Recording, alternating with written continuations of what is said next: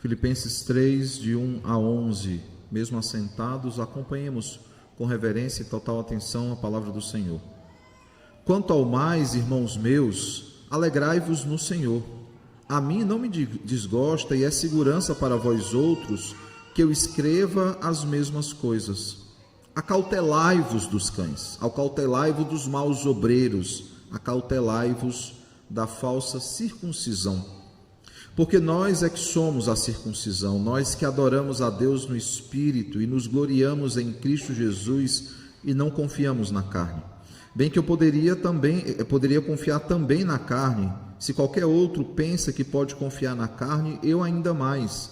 Circuncidado ao 8º dia, da linhagem de Israel, da tribo de Benjamim, hebreus de hebreus, quanto à lei, fariseu, quanto ao zelo, perseguidor da igreja, quanto à justiça que há na lei, irrepreensível.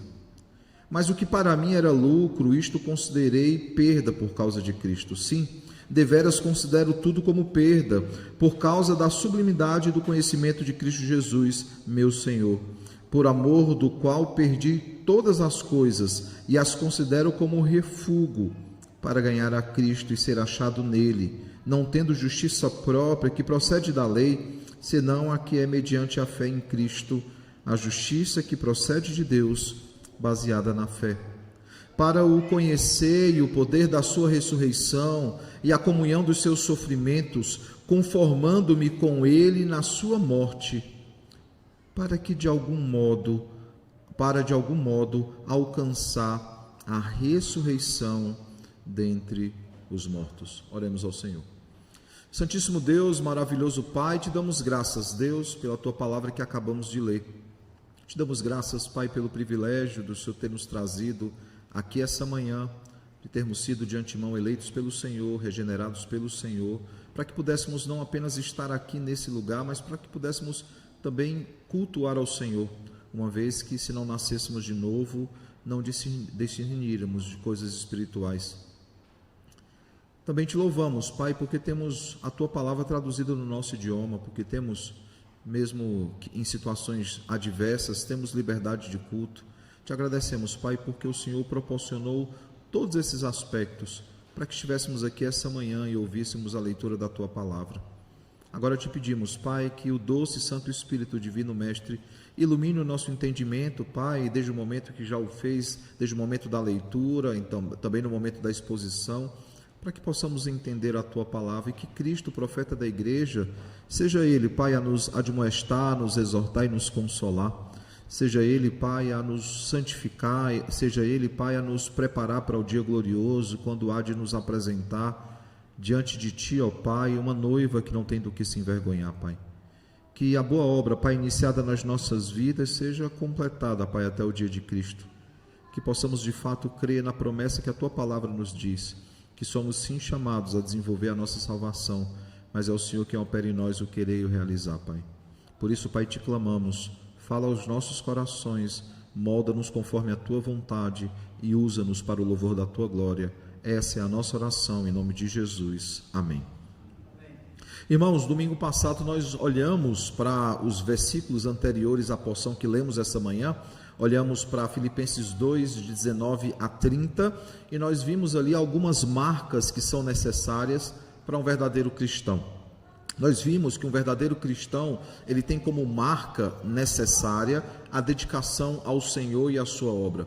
Nós vimos que um verdadeiro cristão, ele tem como marca o reconhecimento, não apenas daqueles que servem ao Senhor, mas também tendo em suas vidas reconhecimento de que servem a Cristo. Por fim, nós aprendemos que a marca de um verdadeiro cristão é o zelo pelas coisas do Senhor, pela obra do Senhor, o zelo pelos nossos irmãos em Cristo. Nós cuidamos uns dos outros.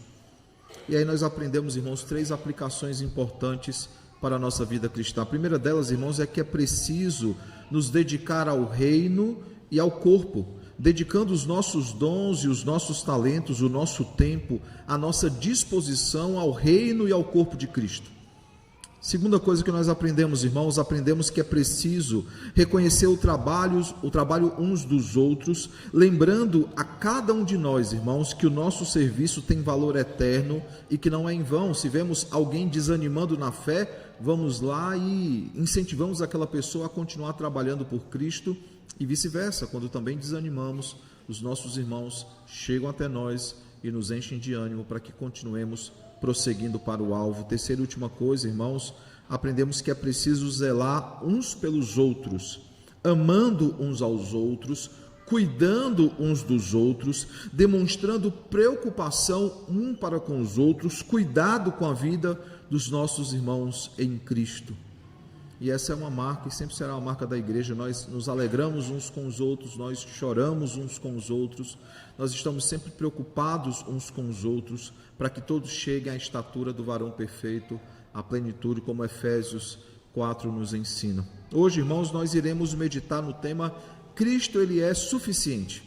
E é um tema que seria muito fácil de explicar se fôssemos falar na carta aos Colossenses, porque esse é o tema da carta, é uma carta cristológica.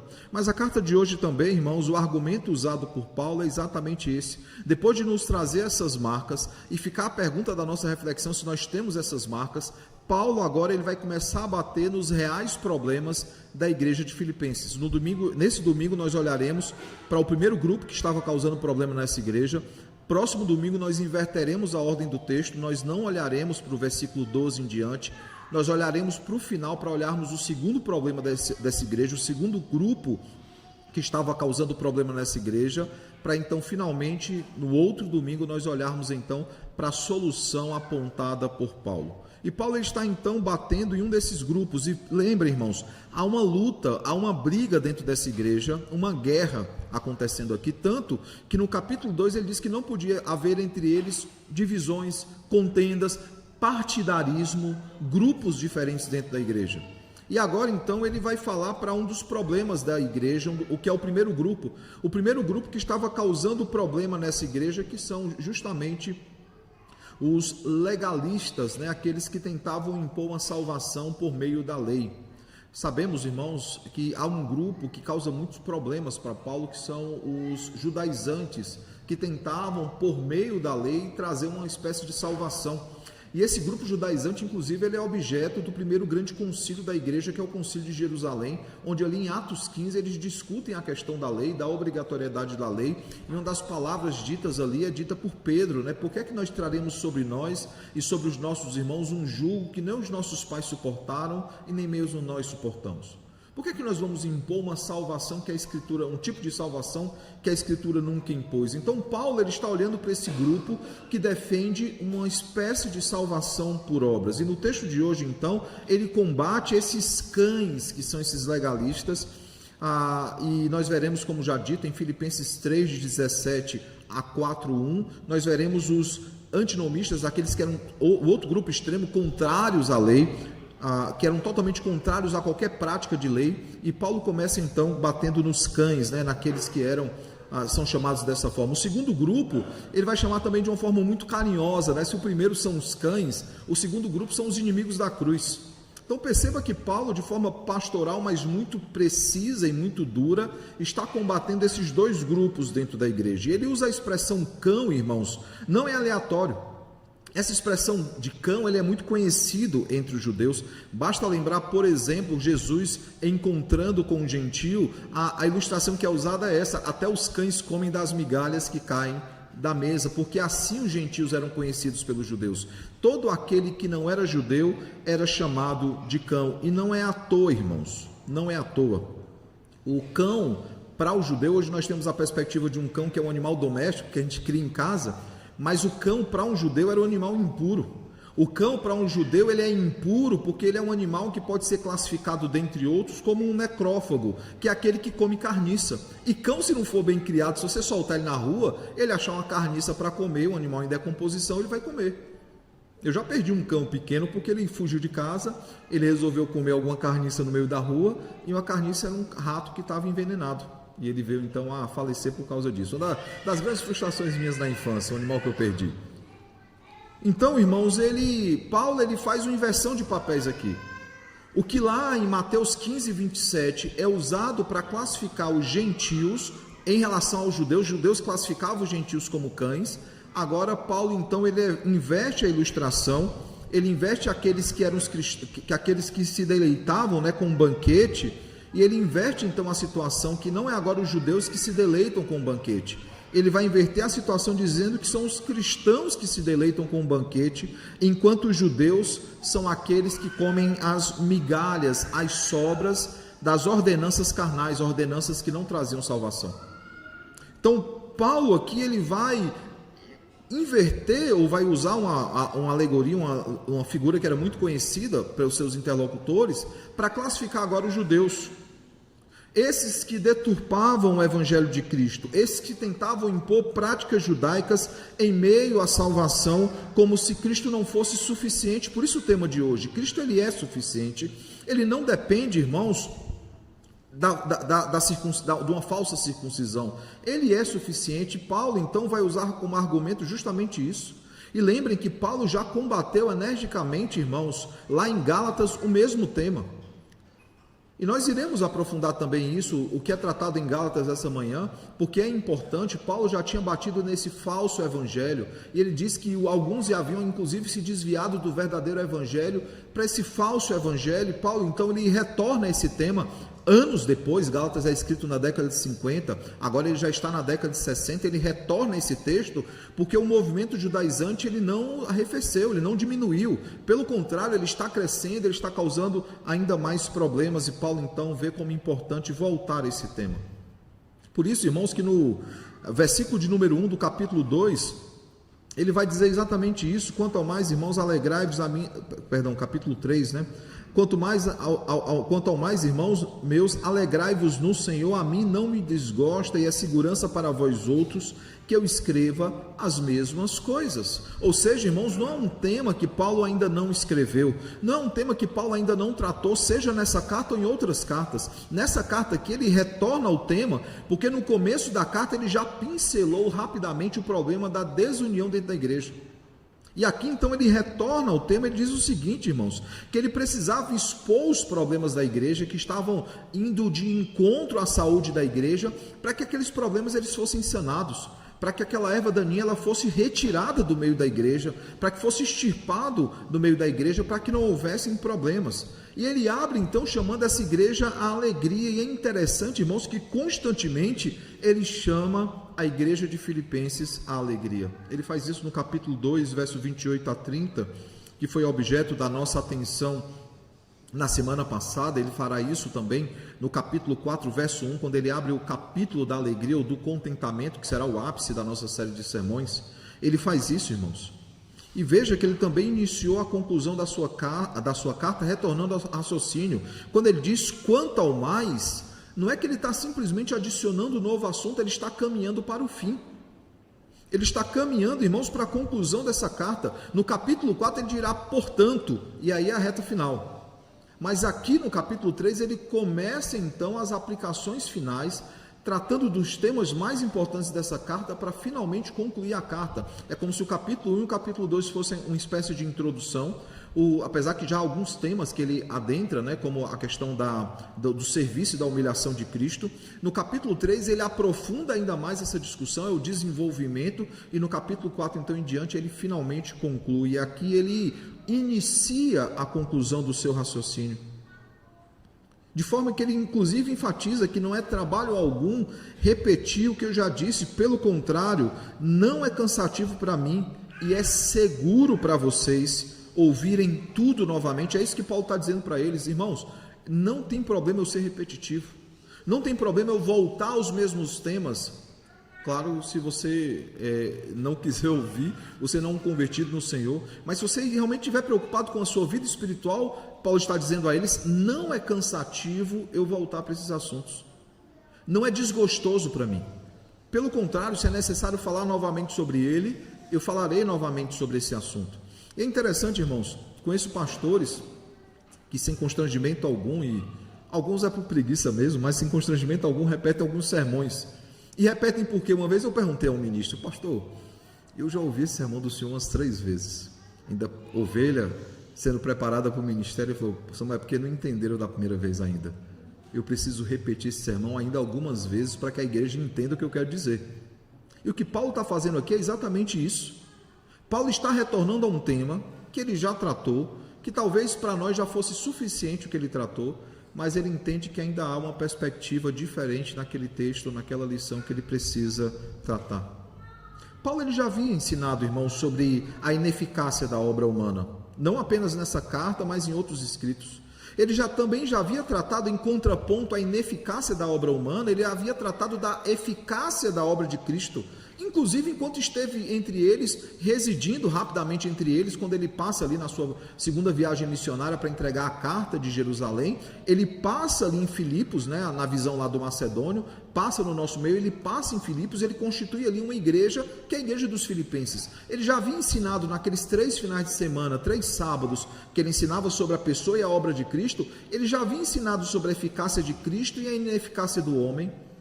Mas ele entende, irmãos, ele não via problema algum em repetir as mesmas coisas, em tratar da mesma coisa, pois a sua preocupação não estava se ele estava sendo repetitivo ou não. A preocupação dele residia na segurança e no bem-estar da igreja. Ele precisava dizer que eles tinham que ter cautela, como veremos agora. Que eles precisavam ter cautela. Veja, irmãos, é o dever de um bom pastor alimentar o seu rebanho, guiar o seu rebanho, bem como protegê-lo de lobos vorazes, daqueles lobos ferozes que estão ao redor do rebanho tentando tragar alguém do rebanho. O bom pastor é aquele, irmãos, que, à semelhança de Cristo, dá a vida pelas suas ovelhas. É aquele que entra em contato, que se preocupa, mesmo que seja visto como repetitivo. E é exatamente isso que Paulo está fazendo no texto dessa manhã. E a partir do versículo 2, então, ele traz 3 alertas, usando a expressão acautelai-vos, né? Tenham cautela.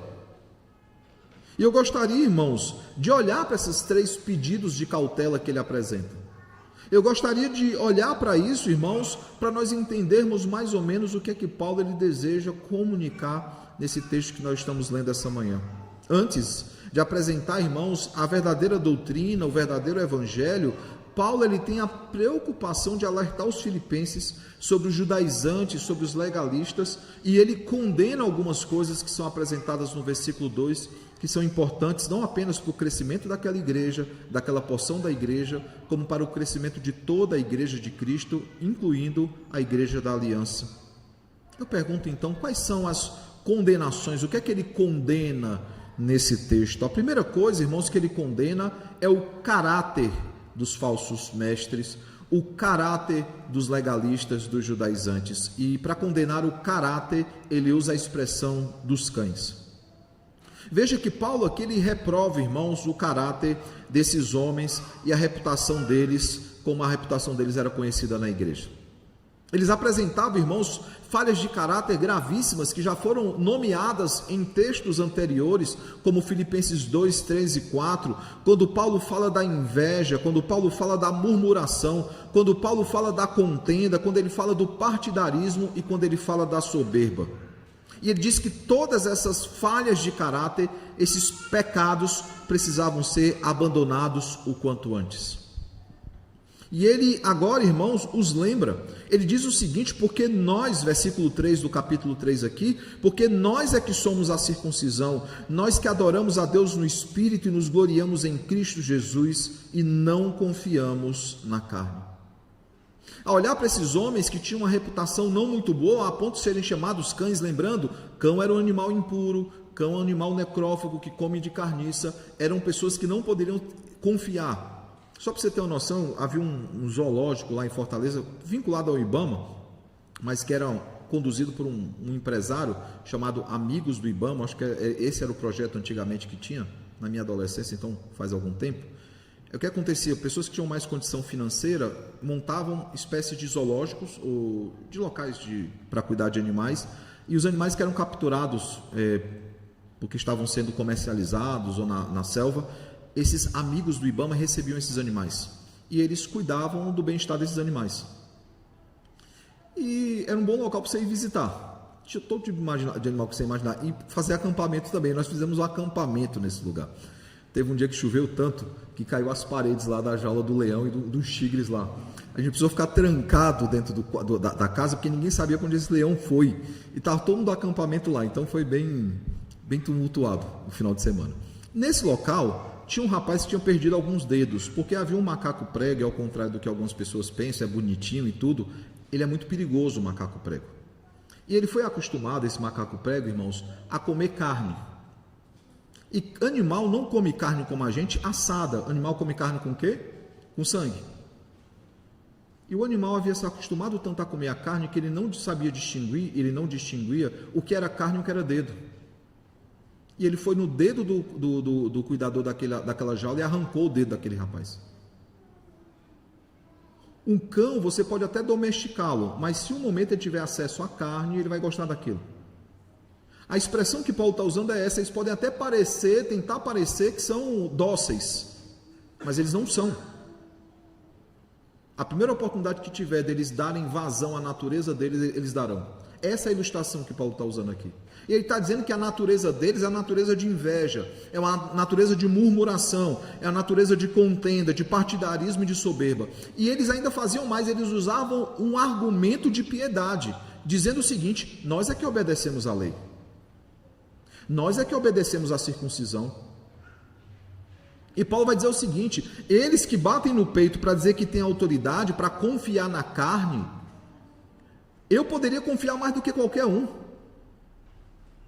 E aí Paulo ele vai apresentar o currículo dele dizendo o seguinte: se qualquer outro pensa que pode confiar na carne, eu ainda mais. Aí veja o que é que ele vai listar, irmãos. Fui circuncidado ao 8º dia, como um bom judeu. Eu sou da linhagem de Israel, sou da tribo de Benjamim. O nome Saulo, né, vem do nome Saul, que é o grande herói dos benjamitas, porque foi rei de Israel. Da tribo de Benjamim, hebreu de hebreus. Ou seja, ele está ressaltando, pode parecer redundante, mas está dizendo o seguinte: eu sou um hebreu puro. Sabe quem não era um hebreu puro? Isso pode criar alguma polêmica. Davi não era um hebreu puro. Ele não tinha as gerações necessárias. Lembrem que ele é descendente de Ruth. E ele é um moabita, se fôssemos dizer, ele era um hebreu de moabitas, se fôssemos usar a expressão. Paulo não, Paulo é um hebreu de hebreus. Ele é um hebreu puro. O tataravô dele, e avós acima dele eram hebreus.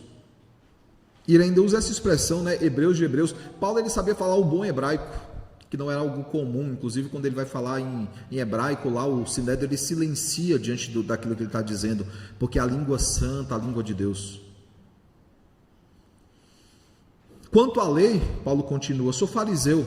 Paulo era um fariseu, e antes que você pense no termo pejorativo, os fariseus eram uma das escolas, como nós já vimos em Mateus, uma das escolas teológicas daqueles dias, que seria a mais próxima de nós. Eles criam na ressurreição, eles criam nos anjos, criam na providência, então eles seriam mais próximos a nós do que qualquer outra escola. Ele diz: quanto à lei, sou fariseu. Não é que ele está dizendo que é um cara religioso, ele está dizendo: eu sou um cara que crê na lei como um fariseu crê. Inclusive, levando ele a perseguir a igreja, que é o próximo ponto, né? Quanto ao zelo perseguidor da igreja, ele vai inclusive dizer, não é que ele se alegre em perseguir a igreja, ele se arrepende profundamente, vai falar assim: mas enquanto ao zelo, eu era tão zeloso que eu achava que a igreja estava desobedecendo a Deus, eu estava perseguindo a igreja. Quanto à justiça que há na lei, irrepreensível. Lembre que Paulo, no começo da 3ª viagem missionária em Jerusalém, ele se purifica como um bom judeu, ele era um cumpridor da lei judaica. E veja, irmãos, que apesar de tudo isso, Paulo ele não dava carteirada. Apesar de tudo isso, ele não ficava batendo no peito para os judeus, dizendo assim: eu sou o judeu mais puro que tem. Quem foi que estudou aqui aos pés de Gamaliel? Alguém pode levantar a mão? Eu posso levantar a mão. Paulo ele não dava essa carteirada. Por quê, irmãos?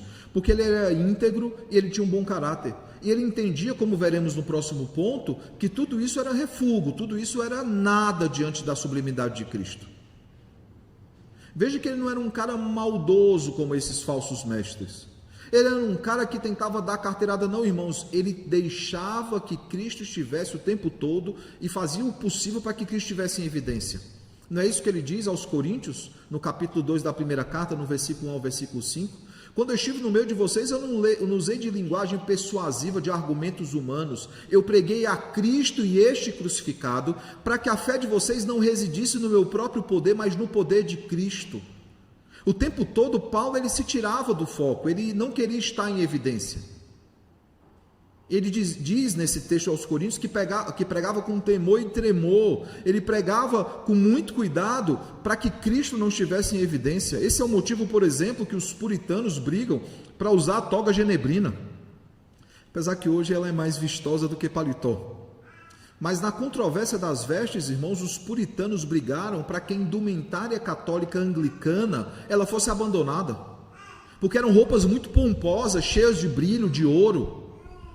E os puritanos, não, vamos usar a veste mais simples que tem para que Cristo fique em evidência. Esse é o motivo, por exemplo, da gola clerical, que é presbiteriana, não usamos mais hoje em dia, porque está muito atrelado ao catolicismo romano, mas a gola clerical ela significa justamente o serviço daquele que é o servo que comunica a palavra. E não é à toa que a gola ela parece um grilhão, porque nós somos escravos de Cristo e da palavra. Todos aqueles na história, irmãos, que serviram fielmente ao Senhor, não tentaram dar carteirada, mas esses cães aqui, o caráter deles era tão duvidoso que eles tentavam o tempo todo dar carteirada e impor a visão deles, como se eles estivessem mais certos que os irmãos da igreja de Filipos, inclusive citando de forma deturpada textos bíblicos. E Paulo diz: tenham cautela em relação a esses irmãos, acautelai-vos deles, porque eles são cães.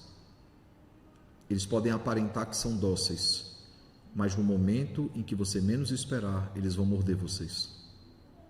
Você já passou por um cão que às vezes espera você passar para te morder?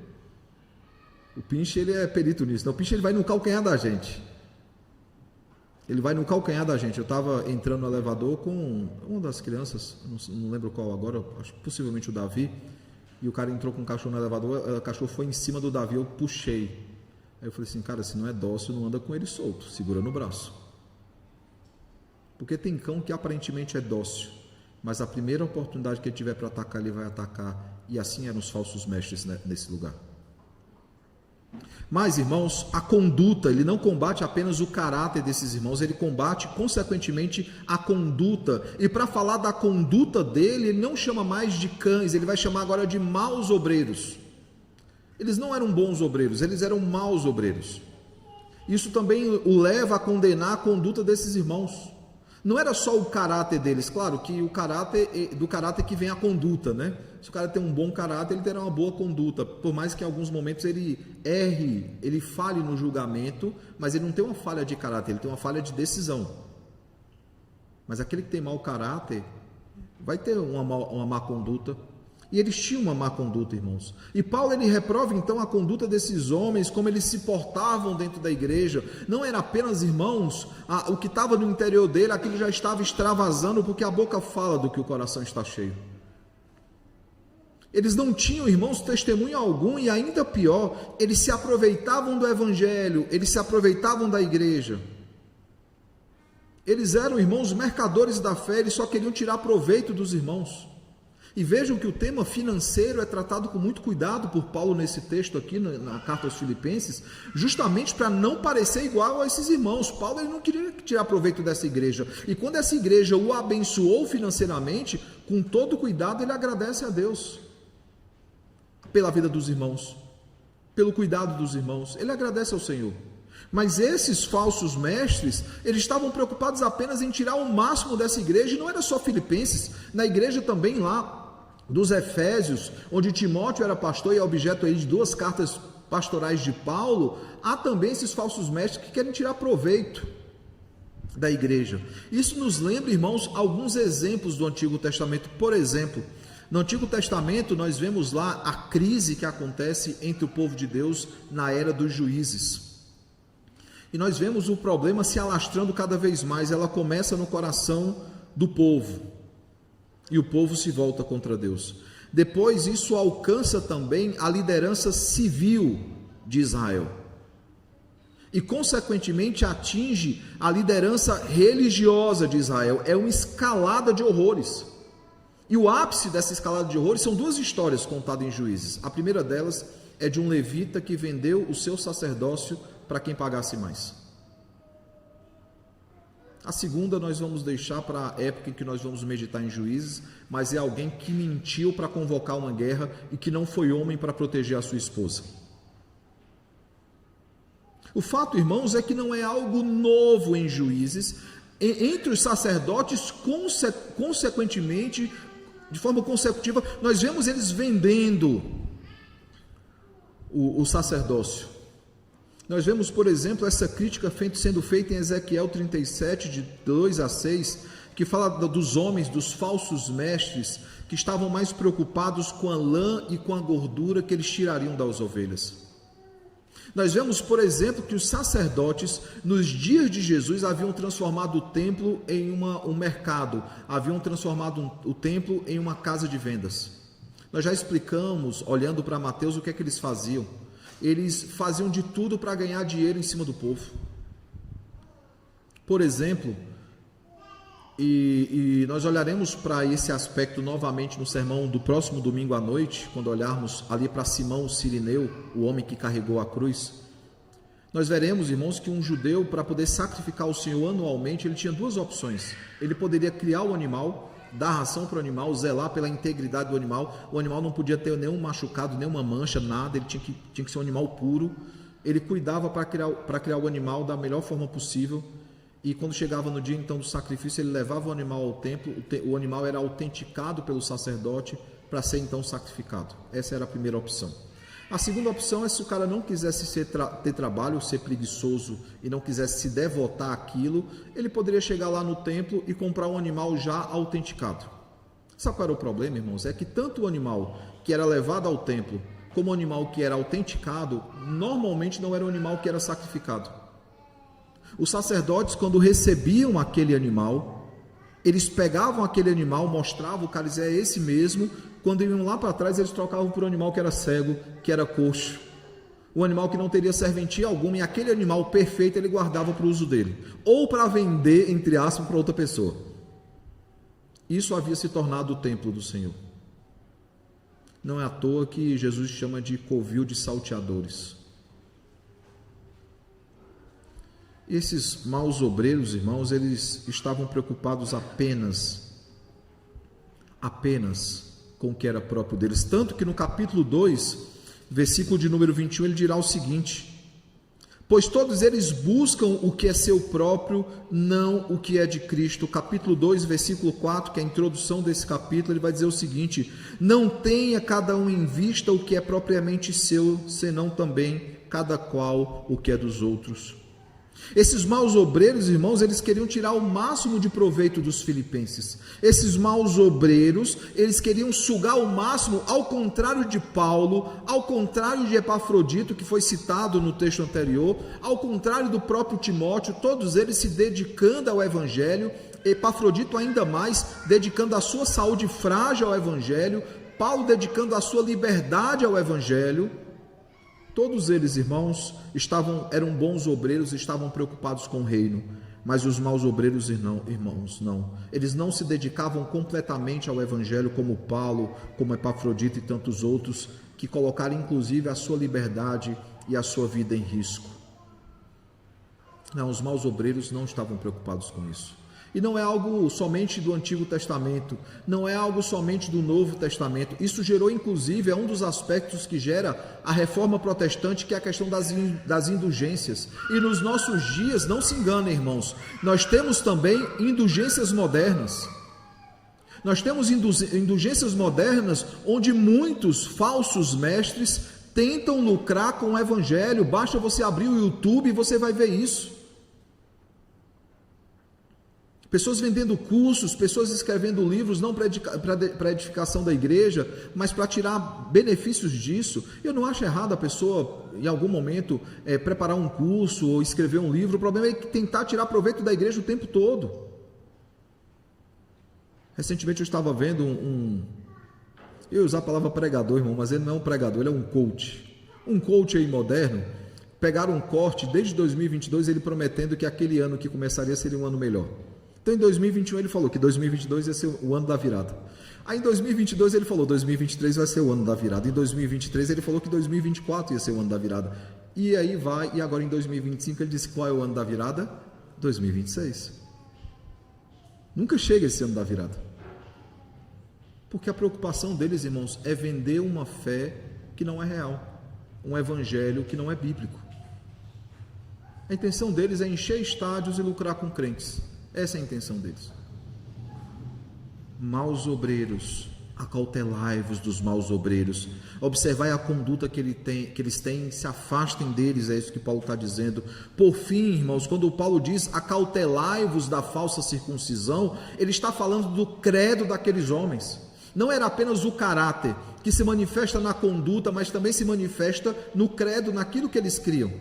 Ao falar à igreja, irmãos, no versículo 3, e dele mesmo, do 3 ao 4, ele conclui dizendo o seguinte, verso 7 em diante, mas o que para mim era lucro, isso considerei perda por causa de Cristo. Sim, deveras considero tudo como perda, por causa da sublimidade do conhecimento de Cristo Jesus, meu Senhor, por amor do qual perdi todas as coisas e as considero como refúgio para ganhar a Cristo e ser achado nele, não tendo justiça própria, e essa ênfase, vejam, não tendo justiça própria que procede da lei, senão a que é mediante a fé em Cristo, a justiça que procede de Deus ou da obra de Cristo, baseada na fé, para o conhecer e o poder da sua ressurreição e a comunhão dos seus sofrimentos, conformando-me com ele na sua morte, para de algum modo alcançar a ressurreição dentre os mortos.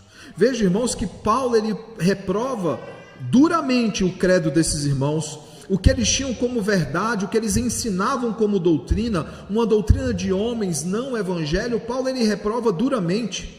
E ele apresenta então, irmãos, um excelente esboço doutrinário de crença, um bom esboço doutrinário que resume muito bem o que é o evangelho e o que é aquilo que Paulo está combatendo. E ele elenca com 3 aspectos, irmãos.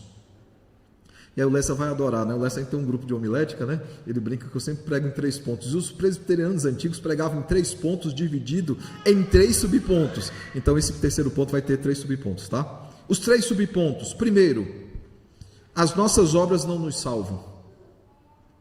Paulo enfatiza isso nesses versos que acabamos de ler. Segunda coisa, devemos confiar não em nós, mas na obra de Cristo. Terceira coisa, irmãos, as nossas vidas pertencem totalmente ao Senhor que nos comprou com sangue precioso. Em suma, é isso o resumo do Evangelho, irmãos. Se fôssemos pensar em 3 pontos para memorizar, seriam esses. As nossas obras não nos salvam, somente a obra de Cristo pode nos salvar, logo nós confiamos apenas na obra dele, não nas nossas, e as nossas vidas pertencem totalmente ao Senhor, porque ele não é apenas salvador das nossas almas, ele é Senhor das nossas vidas. E ao dizer essas coisas, ele combate frontalmente o credo daqueles homens que diziam totalmente o contrário. Eles tentavam vender uma fé que era baseada nas obras deles, eles tentavam vender uma fé meritória, uma salvação meritória. Paulo diz, não é por obras para que ninguém se glorie. E não é por obras porque ninguém é capaz, irmãos, de oferecer obras dignas ao Senhor. Se nós nos esforçamos, já salvos em Cristo, para oferecer a Ele obras dignas do Senhor, e pecamos contra Ele ainda, imagine alguém tentar salvar a si mesmo. Isso é impossível, isso não aconteceria. E Paulo então está enfatizando essas coisas, dizendo, confiem apenas em Cristo. Cristo ele é suficiente para a nossa salvação e para as nossas vidas.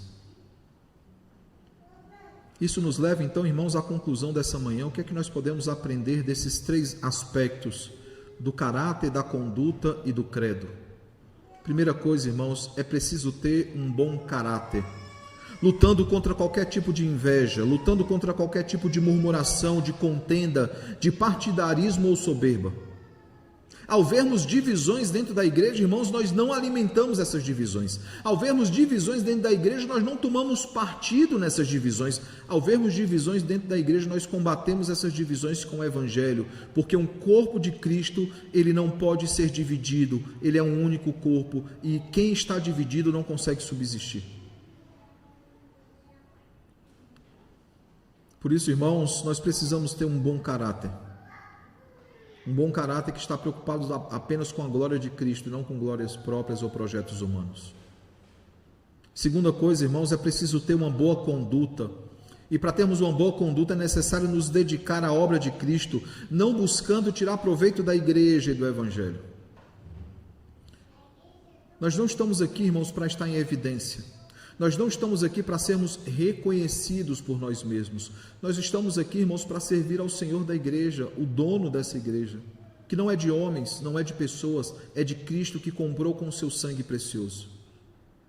Precisamos ter uma boa conduta, irmãos, uma conduta de humildade, de serviço, porque nem Cristo, que é igualmente Deus, que é verdadeiro Deus, nem Cristo tentou por usurpação ser maior do que Deus na questão do serviço. Essa é a questão tratada ali em Filipenses. Ele se colocou na posição de servo e ele foi obediente até a morte e morte de cruz.